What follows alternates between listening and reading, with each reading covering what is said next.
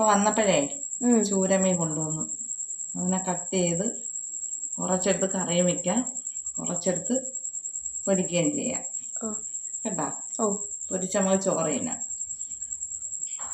കറി വയ്ക്കാം, ഇതെല്ലാം കൂടെ ഇട്ട് കറി വയ്ക്കാം. ഇത് പൊരിക്കാം. ഇത് പൊരിക്കാനുള്ള മസാല ഇടാം. മഞ്ഞൾപ്പൊടി കൂടെ വേണ്ടേ, ഉണ്ടല്ലോ. മുളക് പൊടി, ഇനി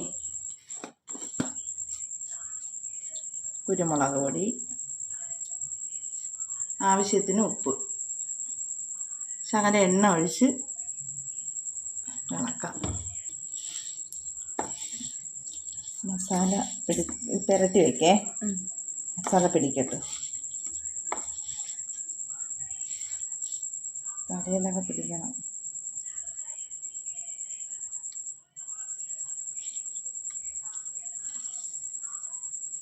ഞാൻ ഫസ്റ്റ് ടൈമാണ് കാണുന്നത് എന്താ ചൂര തല പൊരിക്കുന്നത്.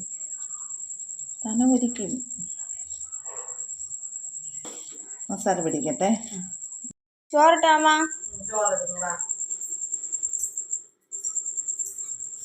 ചോറിട്ട് ചക്ക. ഇനി നമുക്ക് തീയലാണേ. എന്തൊരു തീയലെന്നറിയാമോ? ഇത് മറ്റേ തേങ്ങ വറുത്തരച്ച് വഴുതനങ്ങയും ഉള്ളിയും കൂടെ ഇട്ട് തീയൽ, തക്കാളിയും കൂടെ ഇട്ട് തീയൽ.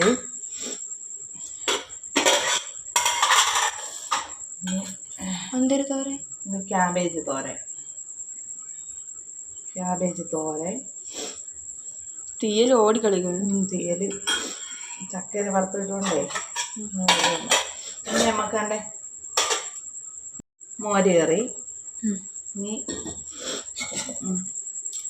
മീൻ ചൂരേ 2 കഷ്ണം പൊരിച്ചോള്.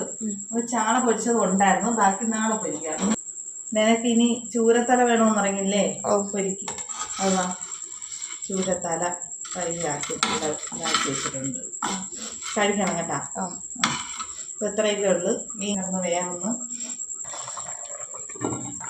ചൂരക്കറി തിളയ്ക്കുന്നു, വേവാറായി. നാളത്തേക്കാണേ ഈ കറി. നമുക്കിപ്പോൾ കറികളുണ്ടല്ലോ, നമുക്ക് കഴിക്കാം. നമ്മളെ വിശേഷമൊക്കെ എത്രയേ ഉള്ളൂ. അപ്പോൾ എല്ലാവരും എന്നെ സപ്പോർട്ട് ചെയ്യണം, ലൈക്ക് ചെയ്യണം, സബ്സ്ക്രൈബ് ചെയ്യണം. Good night.